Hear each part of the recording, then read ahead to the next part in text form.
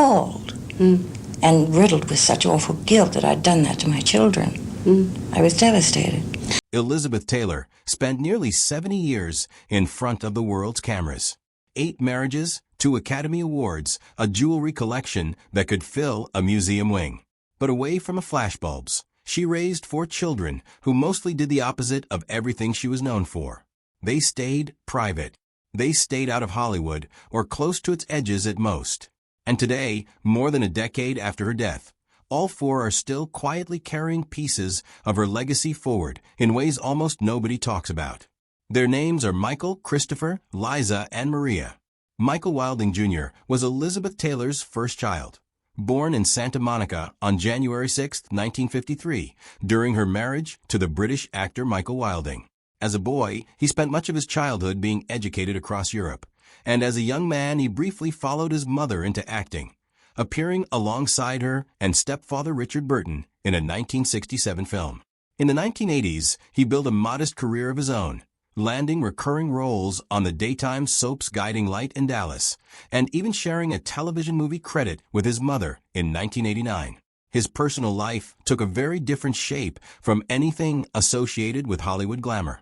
In 1970, he married Beth Clutter, and the two of them lived for a period on a commune, where their daughter Layla was born. He later had a second daughter, Naomi, with a partner named Johanna Likidan, also during that commune period. It's a striking image, the eldest son of one of the most photographed women alive, choosing communal rural life over the world his mother lived in. By most accounts, Taylor never treated that choice as a rift. She stayed close to both granddaughters as they grew up. Naomi has said publicly that her grandmother felt a real responsibility for raising the family's younger generation. And Layla has described the extended family as unusually close despite being scattered across the globe. In 1982, Michael married Brooke Palance, the daughter of Oscar-winning actor Jack Palance, and the couple had a son, Tarquin, in 1989. At some point after his acting years, Michael moved to Santa Fe, New Mexico, and shifted into sculpture, a craft he continues to practice there today. All 3 of his children have stayed connected to their grandmother's philanthropic legacy, particularly the Elizabeth Taylor AIDS Foundation, which several family members remain involved with to this day. Christopher Wilding, born February 27, 1955, was Taylor's second child, also from her marriage to Michael Wilding. Like his older brother, he made a brief childhood appearance in that 1967 film with his mother and stepfather. But he built his adult career almost entirely behind the camera rather than in front of it, working for years in sound and assistant directing roles on films including Tombstone, The Shadow, and Overboard before retiring from the industry in the mid-2010s. His personal history is the one most tangled up with outside tragedy. In 1981, Christopher married Aileen Getty, granddaughter of the oil magnate J. Paul Getty, who at the time was among the wealthiest men who had ever lived. Eileen's older brother, John Paul Getty III, had been kidnapped in Rome in 1973 at age 16, an ordeal that only ended after his captors mutilated him to force the family's hand, and his grandfather finally agreed to pay a reduced ransom. Getty III survived but never fully recovered. Years of substance abuse eventually led to a stroke in his 20s that left him severely disabled for the rest of his life. That was the family Christopher married into. He and Aileen had 2 sons together, Caleb, born in 1983, and Andrew, born in 1984, before divorcing in 1989. The circumstances behind that divorce would go on to shape Elizabeth Taylor's own public life in a significant way. In the mid-1980s, Aileen was diagnosed HIV positive at a moment when public understanding of the disease was minimal and the stigma attached to a diagnosis like hers could end careers and relationships overnight. Rather than distancing the family from that difficulty, Taylor stayed close to her former daughter-in-law for the rest of her life. Aileen has said the two remained warm with each other for decades after the marriage ended, and many people close to the family have pointed to that relationship as a real factor in pulling Taylor into AIDS activism at a time when almost no major public figure wanted association with the cause. Taylor went on to become one of the most visible celebrity advocates for HIV and AIDS research anywhere in the world, eventually founding the Elizabeth Taylor AIDS Foundation.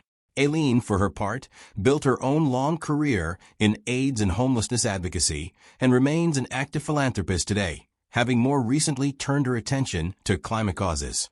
Christopher remarried in the early 1990s to sound editor Margaret Carlton, and the two had a son, Lowell, in 1992.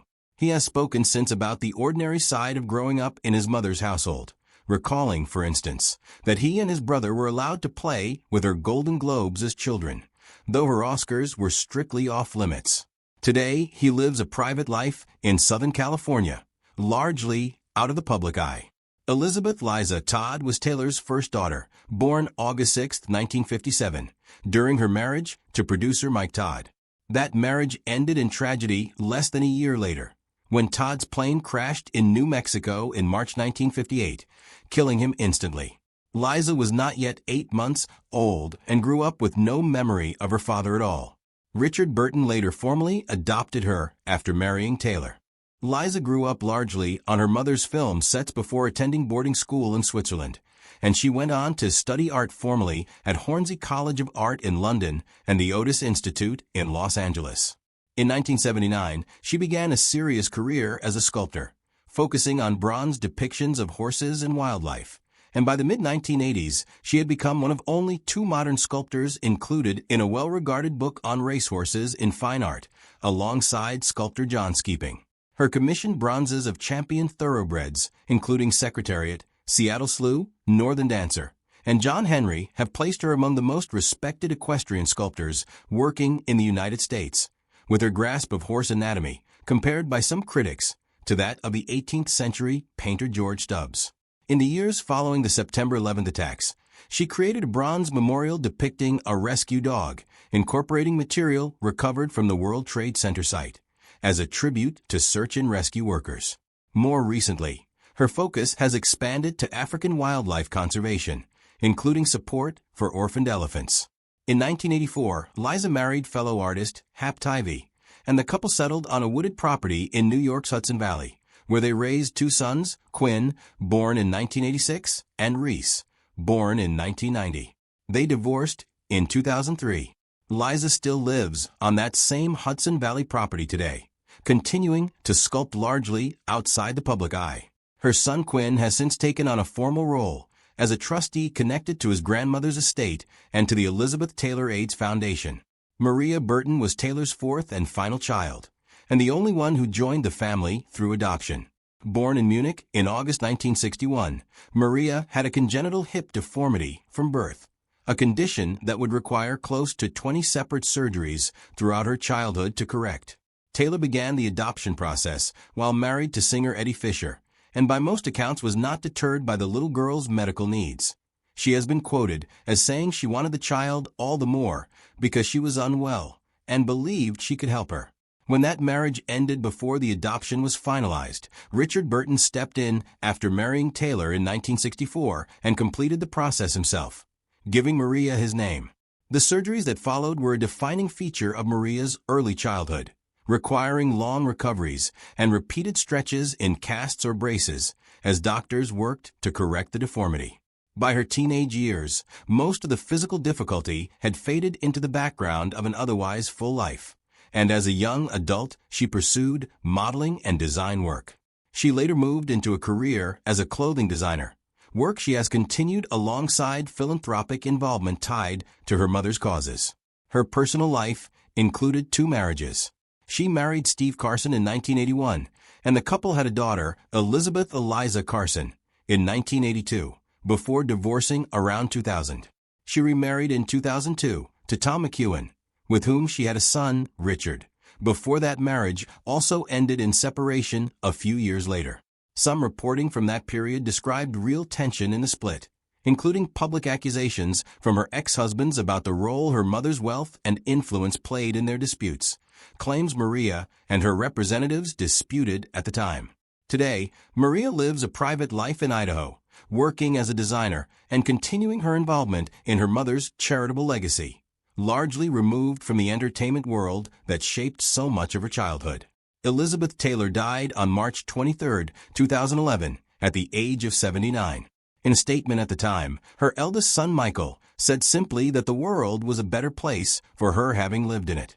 More than a decade later, all 4 of her children remain connected to one another and to the philanthropic causes she built her later life around, even as each of them constructed adult lives almost entirely outside the spotlight that followed her everywhere she went. Michael still sculpts in Santa Fe. Christopher lives quietly in Southern California, holding on to pieces of his mother's history that matter to him personally. Liza continues sculpting on her property in the Hudson Valley, her focus increasingly turned toward wildlife conservation.